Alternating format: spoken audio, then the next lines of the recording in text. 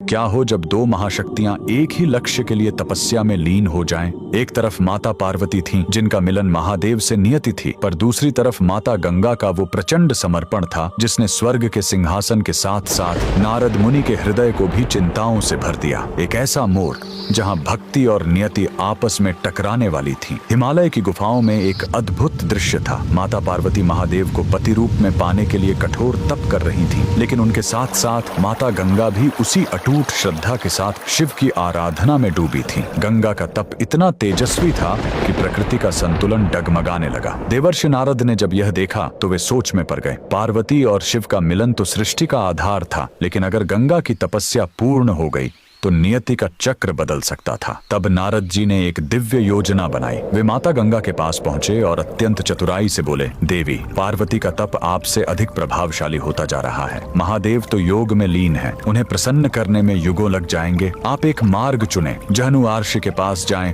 और उन्हें 108 घड़े जल अर्पित करें। यदि वे प्रसन्न हुए तो शिव स्वयं आपको मिल जाएंगे। निर्मल हृदय वाली गंगा नारद की योजना को समझ न सकी और भक्ति के आवेग में जहनु ऋषि के पास पहुंच गईं। ऋषि उस समय गहरी समाधि में थे। गंगा का वेग और वो 108 घरों का जल ऋषि की तपस्या में बाधा बन गया। क्रोधित होकर ऋषि जहनु ने वो सब कुछ कर दिया जो नियति चाहती थी। उन्होंने गंगा के उस प्रचंड प्रवाह को पी लिया और उन्हें श्राप दे दिया। गंगा की तपस्या भंग हो गई, लेकिन उनका निस्वार्थ प्रेम महादेव तक पहुंच चुका था। तभी वहां महादेव स्वयं प्रकट हुए। गंगा की आंखों में अश्रु थे और हृदय में केवल एक ही इच्छा, गंगा की अटूट भक्ति देख महादेव ने उन्हें कहा, इस सृष्टि की नियति में पार्वती ही मेरी अर्धांगिनी है, लेकिन आपके इस निस्वार्थ समर्पण को खाली नहीं जाने दिया जाएगा। आप मेरी पत्नी बनकर मेरे हृदय में नहीं, बल्कि मेरी शक्ति बनकर मेरे मस्तक पर निवास करोगी। आज से मैं गंगाधर कहलाऊंगा और मेरा नाम हमेशा आपके नाम के बाद ही पूर्ण होगा।